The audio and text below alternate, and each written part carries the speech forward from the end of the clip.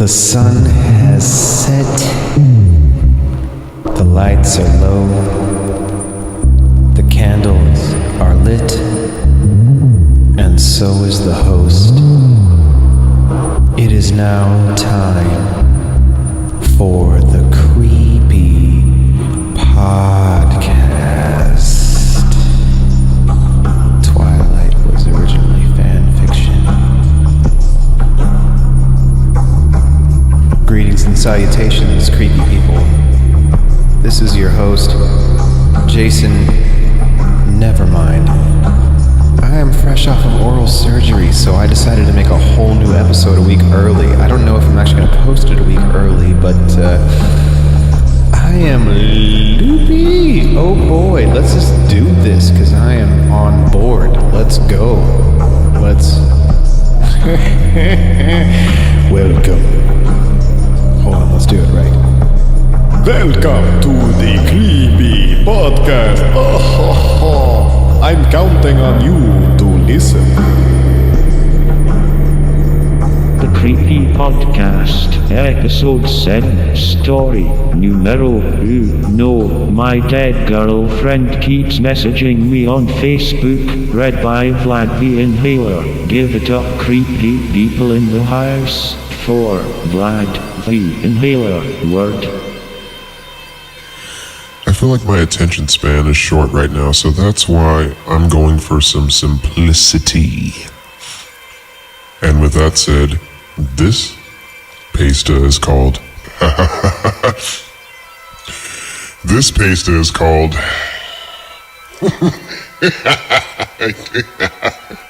I'm so glad we didn't have Facebook and all this Snapchat and Tinder and stuff when I was in school. Oh, good lord. Okay. This pasta is called...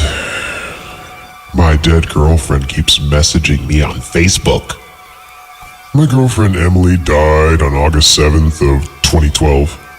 I just received another message, and it's worse than the others. She was involved in a 3-car crash driving home from work when someone ran a red light. She was dead within minutes at the scene. We had been dating for 5 years at that point. She wasn't big on the idea of marriage. It felt archaic, she said. Gave her a weird vibe. But if she had been, I would have married her within 3 months of our relationship.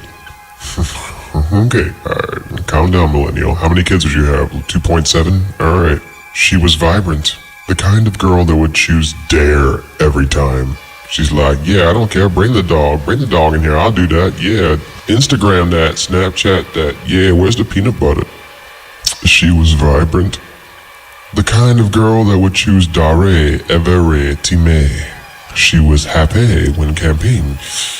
But a total technophile too, oh god, what'd she do to my computer, it's all slimy. She always smelled like cinnamon Toast Crunch. Cinnamon. Oh my god, the girl defended in her cinnamon. That being said, she wasn't perfect. Really? I don't know, she smells like cinnamon. That's about as good as you can get, really. Because most relationships are based on smell. So if you get someone that smells good, you're really doing well. That's really the long and short of relationships.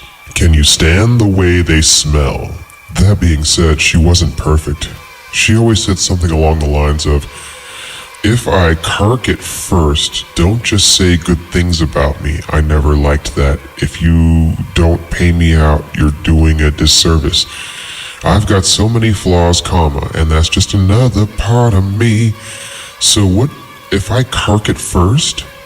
Is that kind of like slang for if I become a carcass, possibly? Don't just pay me out. If you don't pay me out, you're doing me a disservice. I get the general gist, but okay. The language, is really confusing. Oh no. So, this is for M. The music she said she liked and the music she actually liked were very different. Airing out her dirty linens, are you? Ooh, she would have liked that. Her idea of affection was a side hug. She had really long toes, like a chimpanzee. I know, that's tangential. but I don't feel right without you having an idea of what she was like. Em had been dead for approaching 13 months when she first massaged me. Okay, there's like weird screenshot messages. Emily, you're not a plaque on a wall that gives me more closure. Even fuck, we're nerds. I'm still finding your hair ties everywhere and your bobby pins. I'm actually fairly sure they're breathing. Some of them still have hair. Who is this? It's really weird receiving messages from Emily's account. Okay, well, in the future, please send me messages from your account, even if you want to discuss her page. Hello? Susan, you're on Emily's account. This is when it began. I had left Emily's Facebook account activated so I could send her the occasional massage, post on her wall, go through her pictures in her dresser drawers, her diaries, wear her clothing, to dinner with her parents. It felt too final and too un-Emily to memorialize it. I share access with her mother, Susan, meaning her mother has her login and password and has spent a total of 3 minutes on the account or total on a computer. After a little confusion, I thought it was her. Let's hit up blank rail this Saturday. Who the is this? The wheels on the bus. Please tell me who you are. This makes no freaking sense. What's going on here? Oh, you darn millennials and your weird slang. You're deeper than E40 at this point. I don't understand what you're saying. Really. I had received confirmation from Susan that she hadn't been on M's profile since the week of her death. M knew a lot of people, so I thought it was one of her tech-savvy friends fucking with me in the worst possible way. And then you got a picture of someone with their face blacked out, and another picture with someone with their face blacked out. And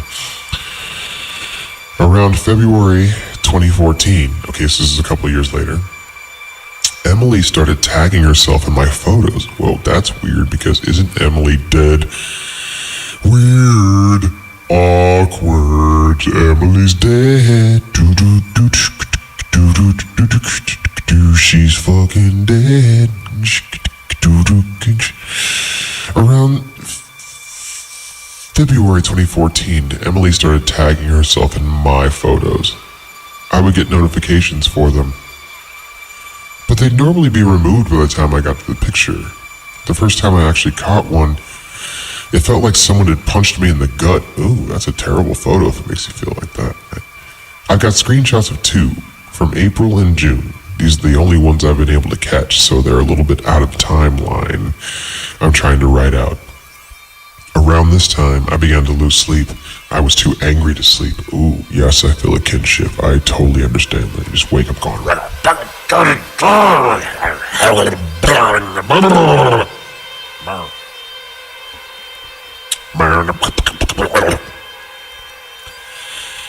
I was too angry to sleep.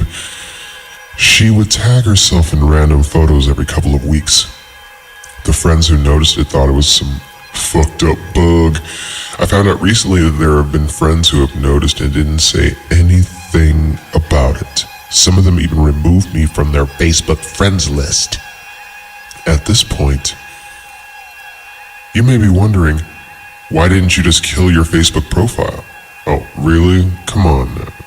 You can't do that anymore. That's like basically being reborn. You have to relearn society if you start a new Facebook page. Come on now. Really. It's like erasing your past at this point. Facebook is life. You don't exist outside of Facebook. People that aren't on Facebook, I don't talk to them. Kind of a dumb question is that, millennial? For real. Seriously, you're dealing in a fantasy world. Is this really like a 45-year-old writing this under the guise of being a millennial? Because really a millennial would not write that, right? At this point, you may be wondering, why didn't you just kill your Facebook profile? I almost wish I did. I did for a little while. I held it down and killed it for a while, but on days when I can't get out there, it's nice to have friends to see hats with. It's nice visiting M's page when the little green dot isn't next to her name. I was already socially reclusive when M was alive. Her death turned me into something pretty close to a hermit, and Facebook and MMOs were my only real social outlets. I sent what I assumed was M's hacker a message. Why are you doing this? Why do you keep tagging her? On March 25th, I got an answer. Hello, hello, hello. This is actually devastating. I don't know why you enjoy doing this. OMG, cinnamon-scented candles. Go to hell. Why are you doing this? It wasn't until months after going through these chats that I discovered that she was recycling my own words as well. My response seems kinda lackluster here. I was intentionally providing him with emotional bait. The cat and mouse play comes out. Now I'm in the closet. Now I'm in the closet too. I really appreciate that they went through the trouble of making all these screenshots, but it's making the flow really hard to read. And honestly, I don't really give a flying fig anymore. Your girlfriend's dead. Okay, I get it. Where are we going with this? Let's just skip ahead. Okay, no. Really creepy. What? I don't know what's happening. Cold freezing. What, she was in a meat locker? Your girlfriend was cold affectionately and she froze to death. That's what I'm getting from this. So, okay. That's creepy and poignant. I can't do this one anymore. I'm sorry. I'm just gonna read a couple of these reviews here and we'll just see if I'm the only one. Okay. Now I'm scared. Hey, this is a really scary one. OMG. May I translate it to show on the German Creepypasta wiki? Oh, the German, yes. Holy crap, that's creepy. The kind was kind of but good story. It wasn't much of a twist ending. The weirdest thing was the title. It pretty much told everything. Oh, look at this. The human brain stores over 50 petabytes of data. 1 petabyte is 1,000 terabytes. So a data ghost, and yes, I know this story isn't real, while possible would be a terrible ending. Something so ridiculous as a real ghost would make more sense in a creepypasta. Still a good story though. 7 out of 10.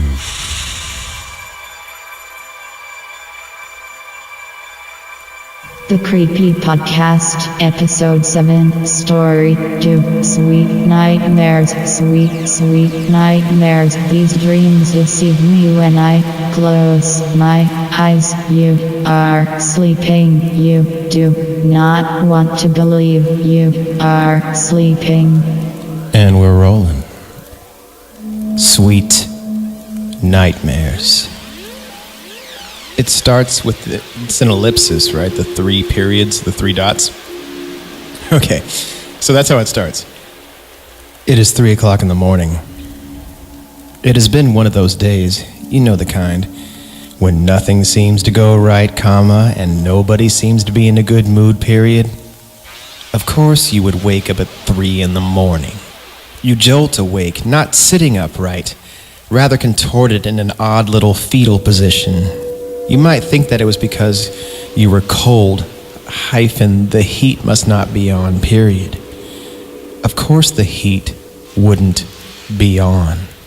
You toss and turn, but there is nothing comfortable about this once satisfying bed on which you rest, period. Each time you turn, you feel another knot creep up in your back, each muscle flaring and spazzing in its own little rebellion against your body. You try rolling over on your stomach. It would be a relief, except for the fact that you have to crane your neck to one side in order to breathe. You turn yourself onto your right side, facing your wall, and you just try and mindlessly explore how black the darkness is. You cannot see your wall, though it might have been only a foot from your head.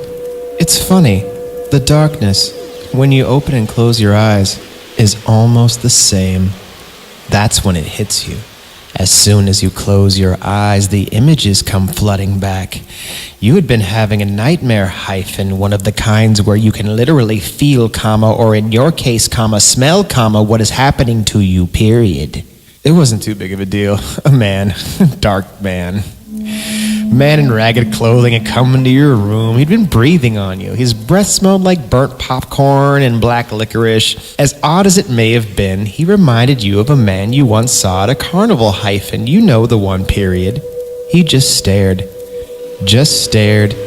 with his gray eyes, period, and black mouth, period, and dripping hair, period. New paragraph. At you. Period. New paragraph. A shiver goes down your spine. It was almost as if it were a memory. But that would be impossible, right? Even now. Your overactive imagination conjures up the stench of burnt popcorn and black licorice, and you can almost hear the carnival man's wheezing breaths at your ear. You stare intently at the wall, engaged in a battle of wills with yourself. You're smarter than that, hyphen. There is nobody in your room, except for you, of course. You should turn around and prove that, but there is always the chance, even the slightest occasion, that you could be right. About what? See, now I'm confused, because he just said there's nobody in your room, so then you're right about there's nobody in your room, right? So then everything's okay? Is that...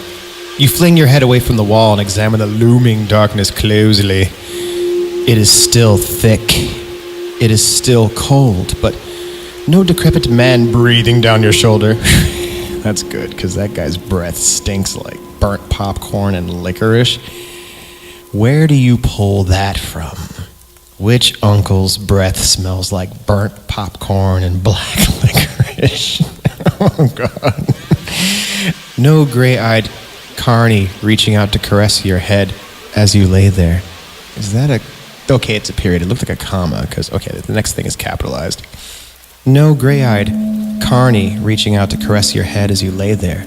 But there isn't much of anything. Your fears only momentarily allayed.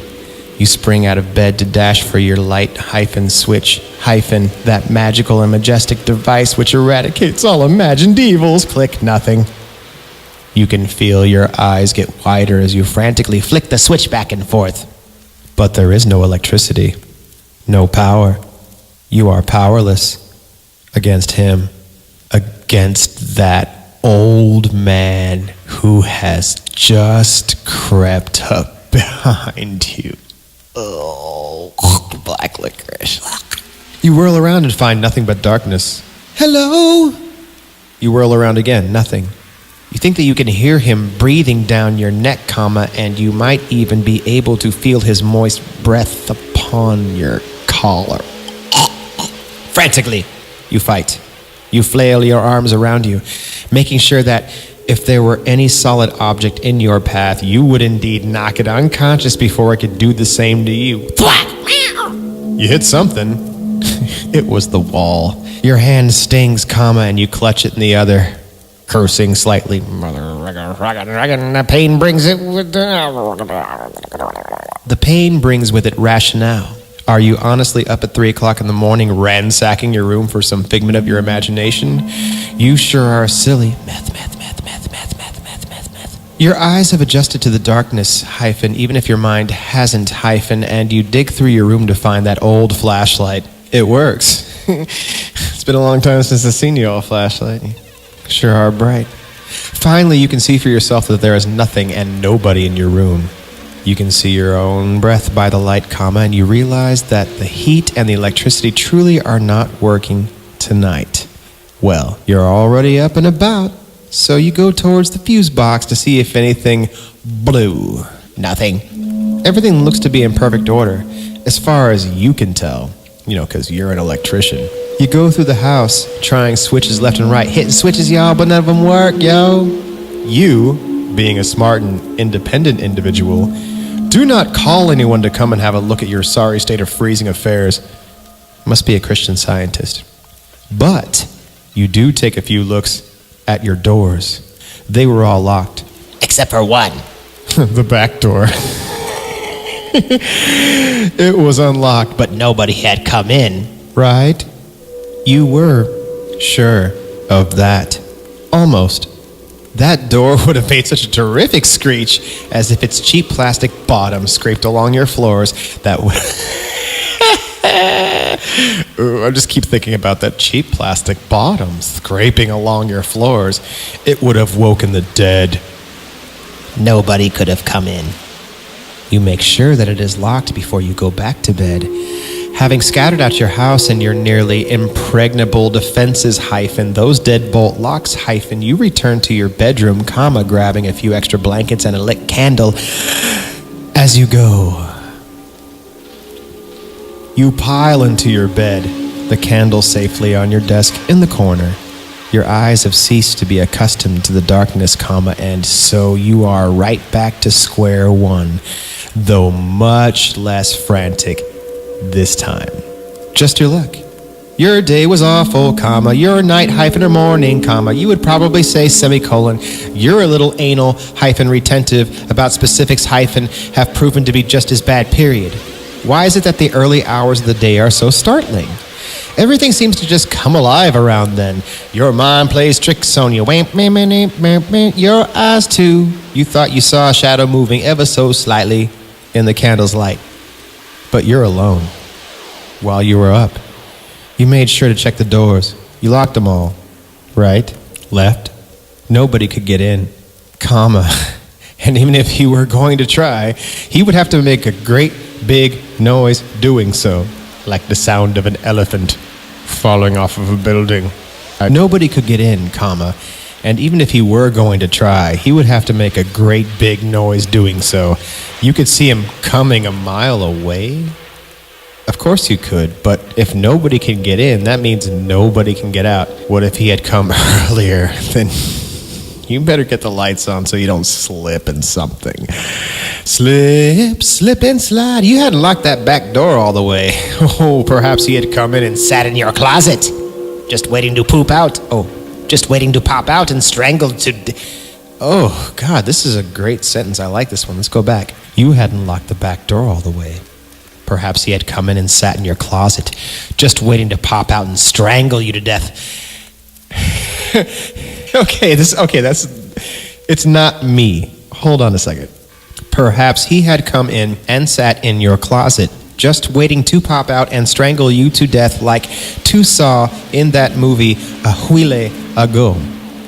You to death like tu saw in that movie a while ago. Period. And if he was already in the house, ... that means that you just locked him in, period, with you. No, period. No, period. Do not focus on that, period. That was a nightmare, period, right? Question mark? You had just looked all around your house, though not inside the closets and cupboards, Only paranoid people do that, and you're definitely not paranoid. Focus on the good things, like the fact that the heat is apparently kicked in. A warm breeze floats over your neck, accompanied by a frigid blast. But your heater's on the floor on the other side of the room. You turn over, and as you shine your trusty flashlight... You turn over, and as you shine your trusty flashlight around the room, you can understand just what that shadow was. Your curtains are blowing in the night's wind. You didn't notice it before. You were too busy trying to find that licorice-mouthed man. That means your window is open, the first floor window. You jump out of bed and hurriedly close that window, too quickly to notice that the screen has been ripped off. The heat must be on. It's on the street. You can hear its light humming. Its vaporous aspiration. It must have been on this entire time. The cold air must have canceled it out. But that isn't the heater. It was me! Don't look behind you! Sweet dreams. Categories: dreams / sleep.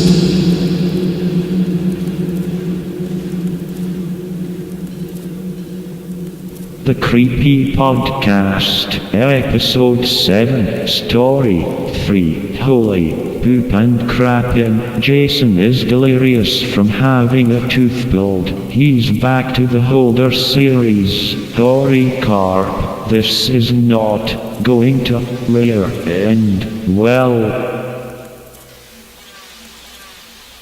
Here we are again.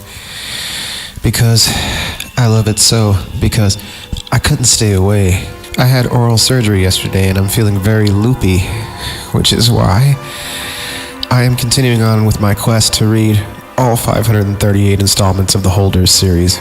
Last time I got through the first 5.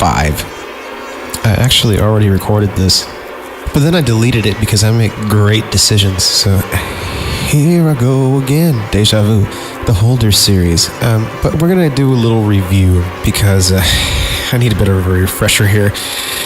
So the first one is the Holder of the End, and he's got something in his hands, and that's the object. Okay, so you've got something in this guy's hands, and then the next one is the Holder of the Beginning. That's the dead woman. Okay. So yeah, I got the thing, the dead woman, and the Holder of Eternity.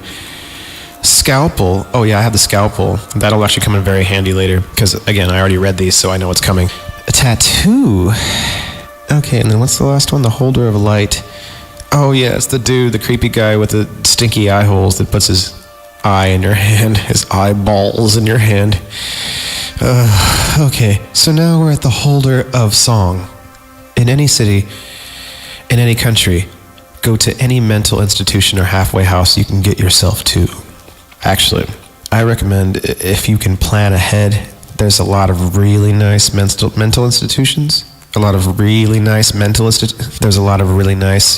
institutions out there, you know, some nice artwork and architecture and things like that.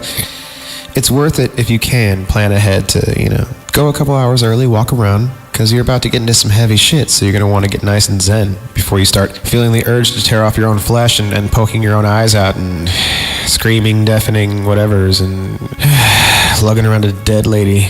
But, you know, anyone you can get to is fine. They'll all work, apparently. That's the one thing about this series. It doesn't matter which one you go to, there's a door there. You'll find what you're looking for. So, in any city, any country, go to any mental institution or halfway house you can get yourself to. When you reach the front desk, ask to visit someone who calls herself the Holder of Song. You will then be guided to a long staircase that spirals higher than the building stands. At the stairs' summit is a door. So you're basically standing on top of this stairway that's hovering above a building, and there's a door there. Didn't notice that walking up. But, alright. As you open the door, a sudden wave of heat will pour out from the hallway beyond it. Backdraft, and wash over you. Proceed down the hallway. As you walk, the air around you will grow increasingly frigid. When you feel as if you are encased in ice, you must stand perfectly still, remain silent, and listen, period.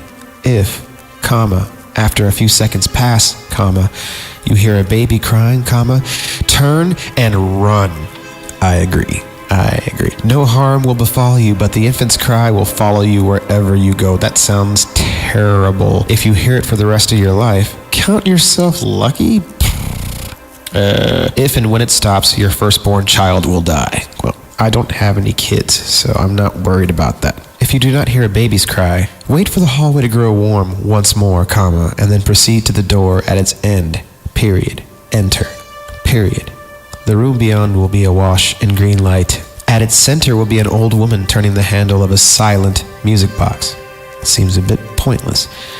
Her legs have both been severed at the knees. This is twisted. When you speak to her, you must look her in the eyes. She hides a spear fashioned from the bones of her legs.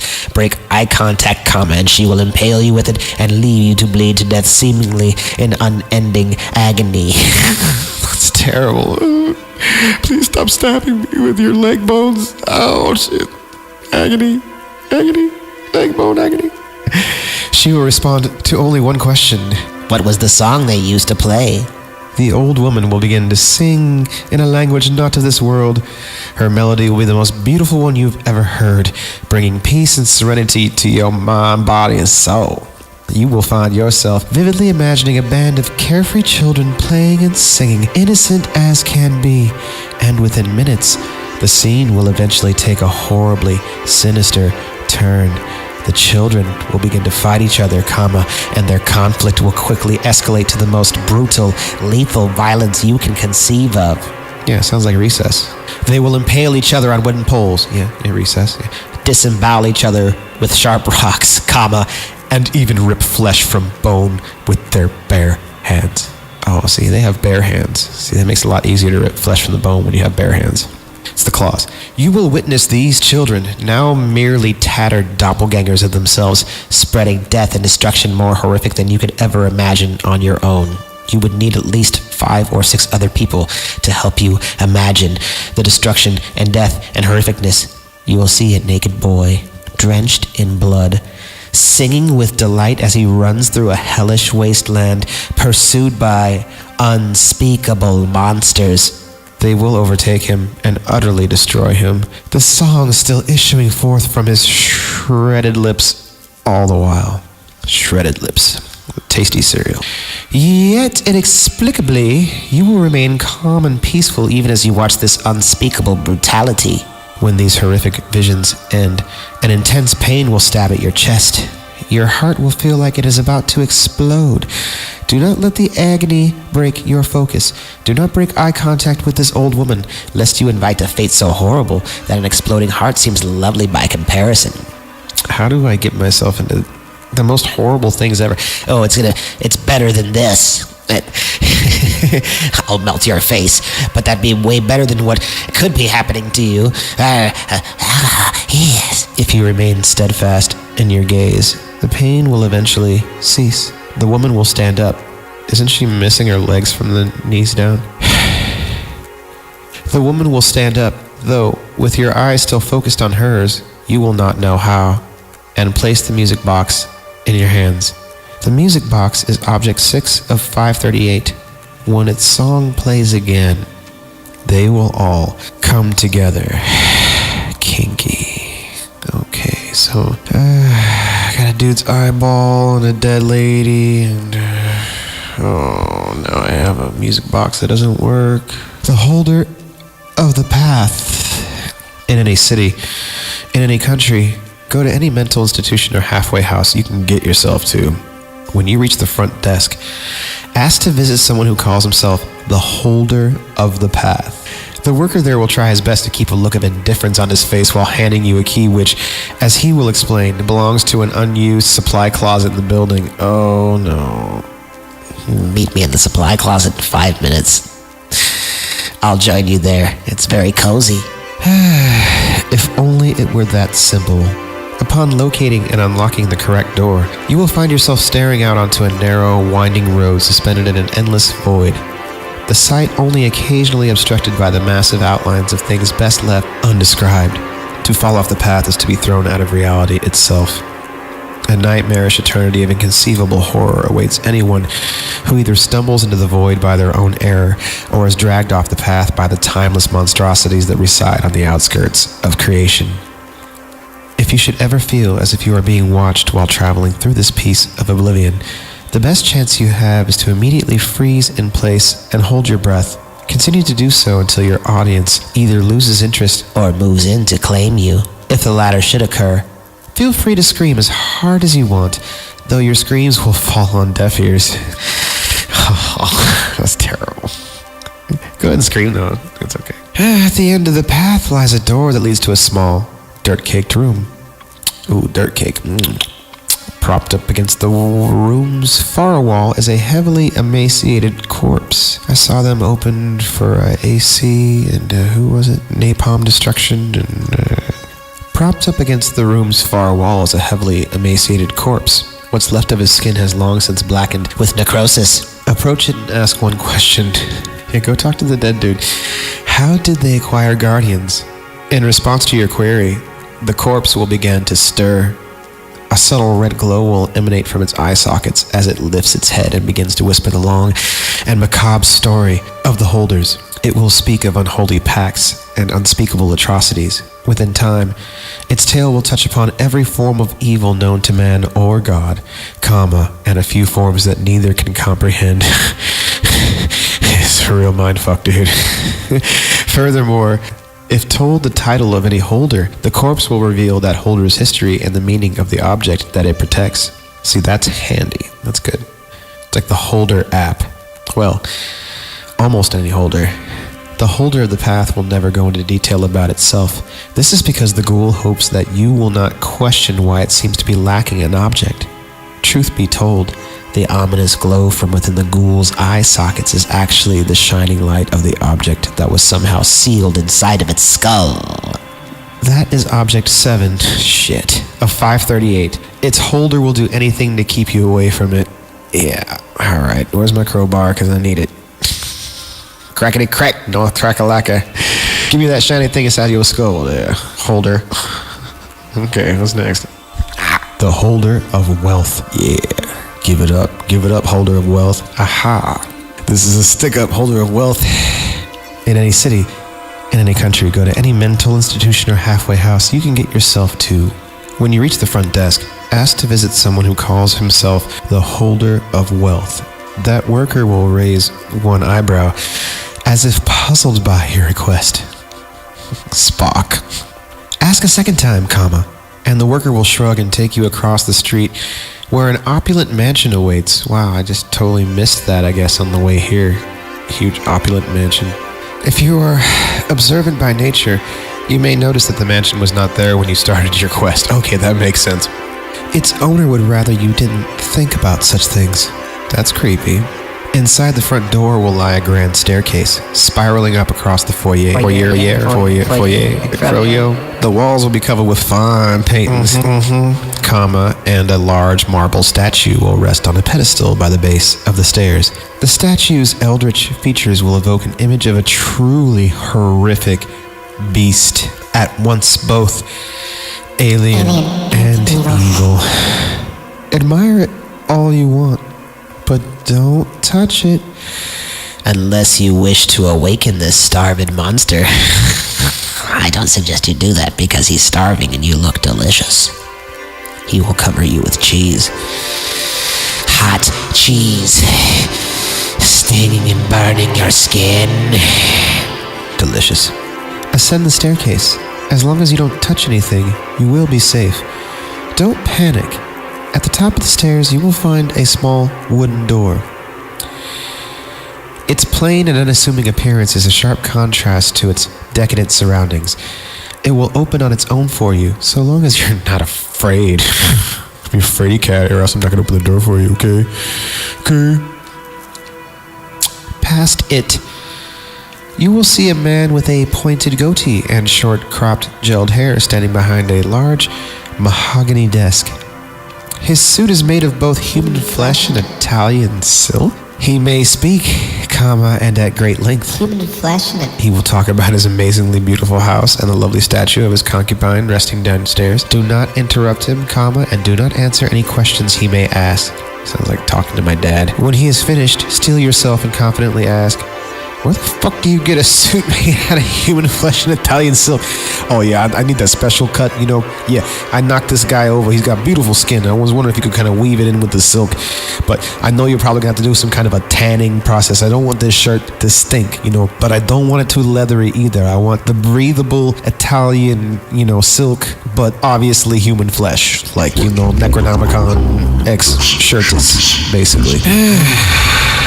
When he is finished, steel yourself and confidently ask, may I have my salary? He will proceed to explain to you in great detail the value of life. Oh, here we go.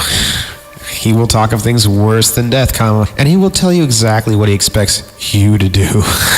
The fabulous interior of the room will rot away, and the floor will turn from French weave to feces. Oh, I'm standing in poop now? The man's appearance will become cyclopic and unimaginably horrendous. See, there's poop all over my old dead lady now. And he will fish out a small banknote from the pockets of his human suit.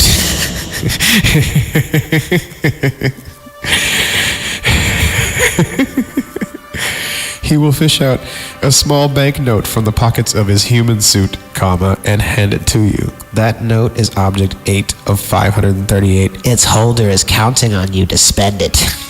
Let's talk about the poop floor first, because, I can do a lot of stuff. I can bash a corpse's head apart or stab a baby. I could potentially do these things, but I got poop on my shoes, man. I need new shoes now. You owe me some new shoes.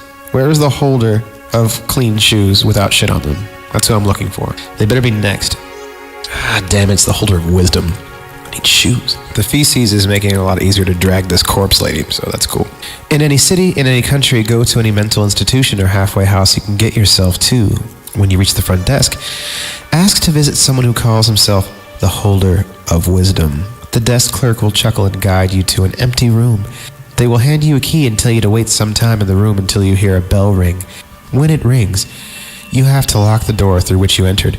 Wait until a second ring, and unlock it. Once those instructions have been carried out, the door will open all by itself and reveal a long hallway with every conceivable color painted onto the walls, ceiling, and floor. Oh, it's like walking down a rainbow. Follow the hallway until you hear a little girl singing. Oh, shit. That's never, ever good. It's never good in any type of scenario like this to hear a little girl singing. Not good. Not. Stop, close your eyes, and stay where you are until the girl finishes the song. If you fail to remain perfectly still, Run! Run back to the door through which you came as fast as you can. Jump through the window of the room where you waited earlier, and you might live. Might live. Should you be unable to reach the window in time, You will be dragged back into the hallway by something that is definitely not the little girl. You will be pulled by this horror until time itself ends, forever feeling the pain of every soul dragged to an early grave. if, on the other hand, you manage to remain perfectly still until the song ceases, Until the song ceases. you will be free to either turn around and leave forever or venture further into this realm. Until the song ceases. If you prefer the latter course of action, walk deeper into the hallway until you reach a human-shaped door. Okay. Open it with the same key that was given to you earlier. Step inside, and close the door behind you. In the middle of the room, you will see a desk with a bright candle. Behind the desk is a man. Whose face is invisible behind the shine of the candle. Until the song ceases. Approach, but always keep the flame between you and the man's face. For if you witness what he looks like, your gaze will be fixed on his until your own hands have removed every inch of skin from your bones. God damn it, and the gouging eyes and the tearing skin. Tearing gouging. Stop when you are 5 steps away from the desk. The man will raise his hand and gesture you to come closer, but do not step any further than this. Close your eyes and ask him one question. Who will bring them back together? You will hear the man rise from his chair and begin to pray in a language that you will not understand. After 2 minutes, you will hear a name. If you hear Anubis, then you'd better utter your own prayers in the short time you will have to do so. But if it is Thor, that you hear, Thor, you're Thor, I'm Thor. Jeez, so Thor. I'm the mighty Thor. But if it is Thor you hear, then you may open your eyes. You will see the man's severed head lying on his desk, still speaking. Oh, it's like a chicken. After another 3 minutes, his prayer will cease, and he will tell you how you will die. Great. He will describe every minute detail of your horrible death, and you will be unable to move or react while he explains your end. Lastly, he will describe the one who will steal your life away from you, and go into such detail as to why it is necessary that you yourself will question which would be worse, you being murdered or you being allowed to continue to live. You being murdered, or you being allowed to continue to trek on, to quest, to step on, to keep on trucking, to experience, to attempt, to be allowed to continue to live. Eventually the head will finish its ghastly tale. It is object... Fuck! I've already got a dead body. Now I got it. Object 9 of 538. It is up to you what you do with the knowledge of your death for now. It is inevitable.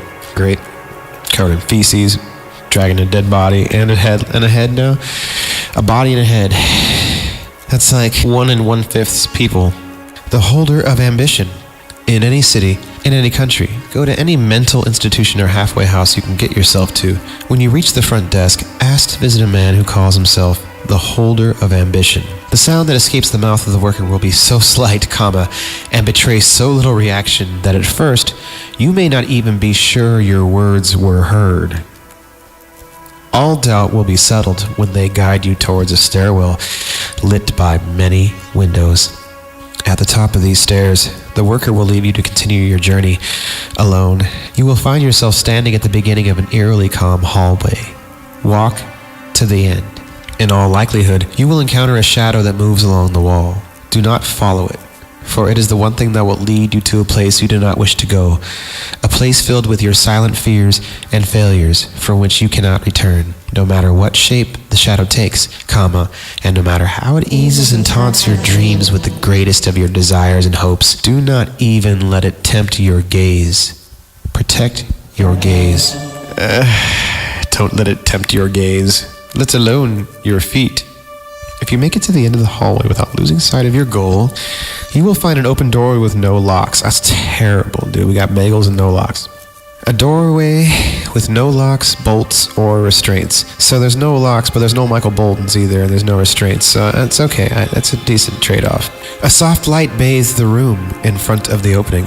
This is your one and only chance to leave without facing the holder Of ambition or collecting his object. If that is the course of action you wish to take, then walk directly back the way you came, without attempting to peek around or into other doors, lest you discover what the seductive shadow hides.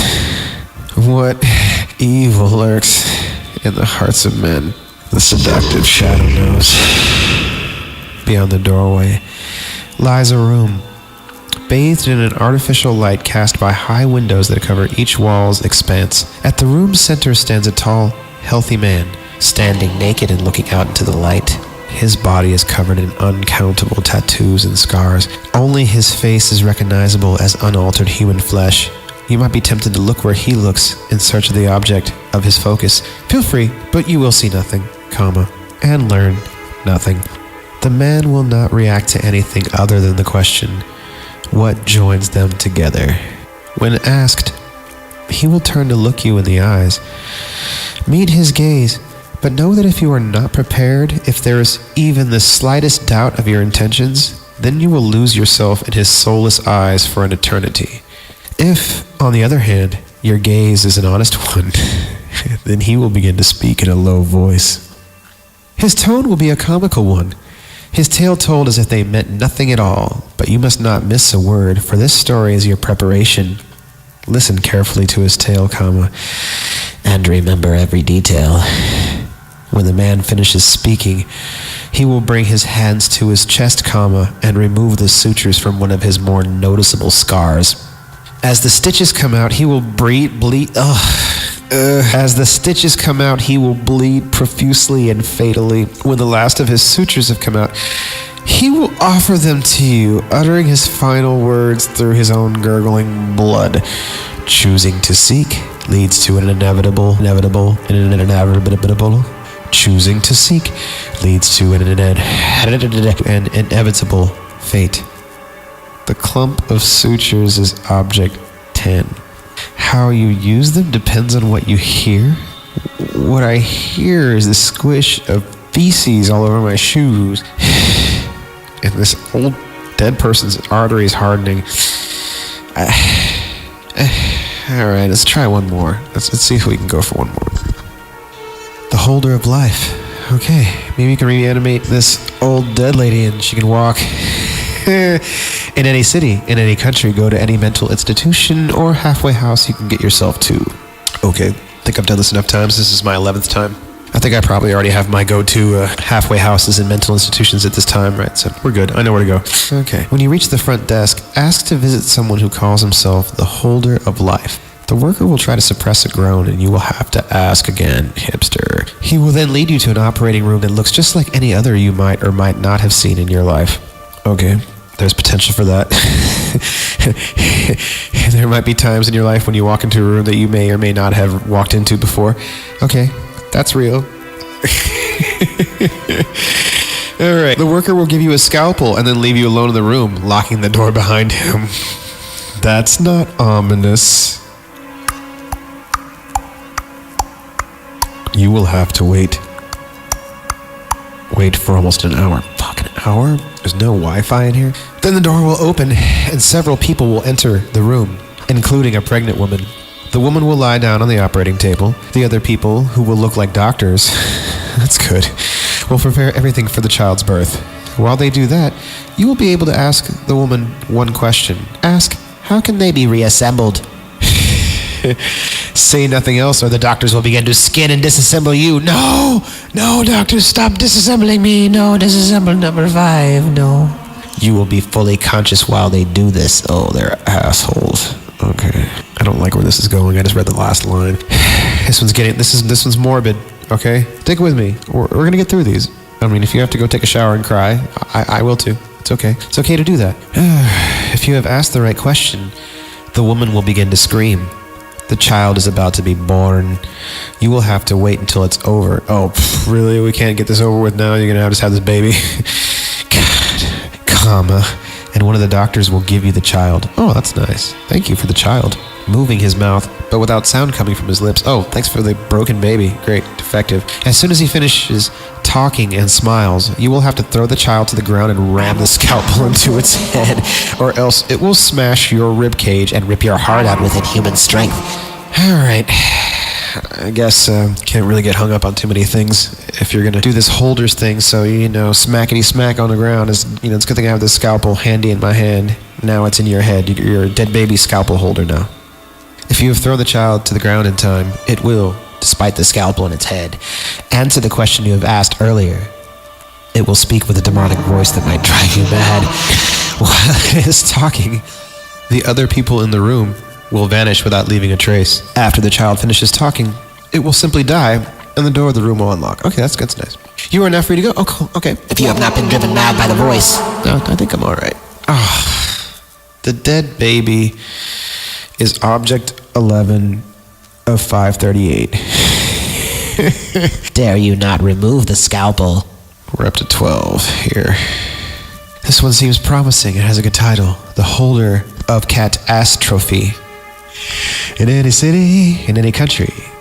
Whoa, hold on here. In any city, in any country, go to any abandoned amusement park you can enter. Ooh, twist. Find the largest roller coaster in the park, no matter its condition. I don't know. I think you're going to want to check the condition on that before. Take a seat on the far left side of the first cart. Then close your eyes and whisper, I wish to see the holder of catastrophe. You will feel the coaster start to move, yet you cannot open your eyes or you will find yourself moving through an endless void, which you will never escape. The coaster will then slowly start to head up, for what seems to be ages as you listen to the rumbling of the tracks. You will then hear voices whisper at you and ask you to save them, yet you must not respond to them, or they will take you away to the same void to which they belong. The voices will stop speaking to you, and the cart will come to a stop. With your eyes still closed, you must grasp the bar in the cart as tightly as you possibly can, or you will be left behind forever. After you do so, you will feel yourself plummeting straight down at impossible speeds. The air around you will start to grow cold, and continues as it feels as if you are freezing. As you sense the cart around you disappear, you must keep hold of the bar, as it is the only thing keeping you attached to reality. Abruptly, you will stop, drop the bar, and sit still with your eyes closed until you start to hear the sound of a carnival fanfare in the distance, and only then, and only then, THAN, and only then can you open your eyes, to which you will be greeted by a large pinstriped circus tent a few yards in front of you. Surrounded by meadows and happy people, young and old, you must walk towards the tent, staring at the small entrance, which is shrouded by darkness. As you continue walking, the scenery around you will start morphing. Slowly the meadow dies. The carnival music slows and bends in pitch until it starts to sound twisted and demonic. The people decay in the very spots they stand. They will scream in agony, and ask you to help them, yet you cannot look directly at them, or you will meet the same fate as these illusions. You must continue forward until you finally reach the dark entrance. Walk forward and allow yourself to be swallowed by the darkness. Yet do not stop or look back, as if you do either, you will never find an exit. Continue your walk into the void until you see a dim light in the distance, and start to hear the sobbing of a man. Follow these two signs as you hear the crying of the man growing louder until you see the light is coming from a door in the darkness. When you walk through the door, you will be greeted by a cold cement cell. In the far left corner, you will see the crying man dressed as a circus clown. Oh, it was that clown. Covering his face with a small diary. You must slowly approach him, as not to aggravate him until he is right by your feet. Sit down next to him and ask, "What do we have to lose?" The clown will then read you an excerpt from the diary through his sobs. The writings in detail describe the demise of millions of innocents, and the forces that so cruelly and coldly carried out this act. As he reads, illusions will appear around you, and in the side of your vision you will see every death of every person in the story, many of which were slaughtered, many of which were taken by disease. However, you must keep looking at this clown, as if you lose sight of him, you will be stuck in this illusion and you will become part of the story yourself. After he is done, he'll stop crying. He will lower the book from in front of his face, revealing that he has suffered the same decay as the illusions which you had seen before. He will hand the book to you, which you must accept. He warns that you cannot read the diary yourself, or else you will be driven mad. He will then whisper, "When the stakes are high, best to play the clown." As the rest of his body starts to decay, as well as the room around you, you must close your eyes one more time, keeping hold of the book, and count to exactly 12 seconds before opening them. When you do, you will find yourself in the same seat of the roller coaster in which you began. The diary is Object 12 of 538. These events must never be allowed to occur again. Okay, so now I have a book that I can't read. Yeah, I'm done for right now. Jason, never mind, out. I'm gonna go not read this book and listen to my broken music box and talk to my dead corpse friend and go bowling with this dude's head. Arf.